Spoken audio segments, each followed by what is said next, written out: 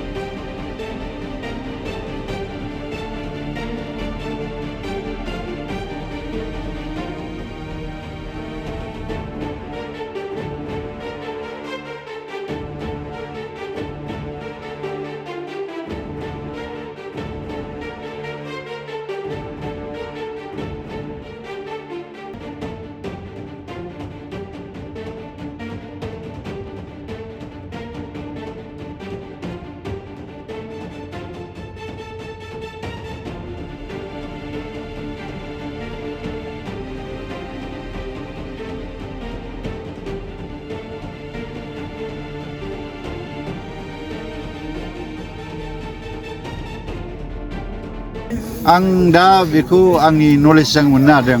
बे लामाया बिराद माने 90 एंगल माने टार्निं बियो आरो बेयाव हाग्रा माखासे दं ओरै फैनायखौ नुसना आरो बे स्ल'पिं टाइपआव माने गारिया बिराद स्पिड खारबाय थायो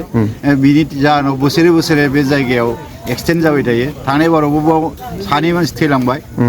थांनाय बोसोराव आरो सिगांबो थैलांदों आरो नैबाव फांसे दंफां दङ नै सुमलि दंफां बे सुमलि दंफाङावनो गारियाबो बारखेलायनाय जादों थांनाय बोसोराव बावबो बिदि जादों दिनैबो बे एखे जायगायावनो बे घटनाया जाबाय थादों माने बे जायगाया एक्सटेन्ड मोनसे जाग्रा जायगा जानानै थाबाय लकेसननि नामा मा लकेसना बाव सिमलागुरि आरो सिमलागुरि होनना बुङो बेखौ ककिलानिफ्राय बेसेबां गोजान जागोन बेखौ बुङो ककिलानिफ्राय 3 किल'मिटार 3.5 किल'मिटार गोजान जायो गहपुर ककिलानिफ्राय आरो मानि थाखाय बिदि जाबाय थायो बे जायगाया माने बिराद स्ल'पिं आरो हाग्रा साइड दा बेखौ बिनि राहाया मा बेखौ जेनेबा जोङो एक्सटेन्डनिफ्राय बोरै बासायनो हागोन बासायनो हागोना बेनो बे लामाखौ फोसाबनांगोन बे हाग्रा स्पिड ब्रेकारनि माबा मोनसे गोनांथि दं माने एक्सटेन्ड माने जायगा होननानै मोनसे साइन बर्ड होनानै दोननांगोन जों बेबायदिब्ला जों हयथ' एसे इयुननि समाव बासायनायनि सुबिदा दं आरो नुदों दा दिनैनि जिथु एक्सटेन्ड बे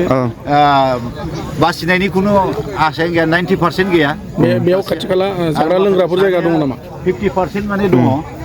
दा बे जायगायाव खोनानो मोनदों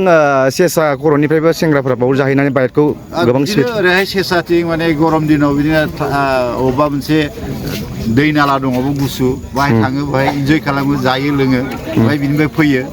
जायै लोङै बाहाय माने निसाजों स्पिड माने गारियाव फैयो बेयाव एक्सटेन्ड जाफैयो लामायाबो मोजां जाहैबाय लामायाबो मोजां माखासे खारनफ्रा बेफोर लामाया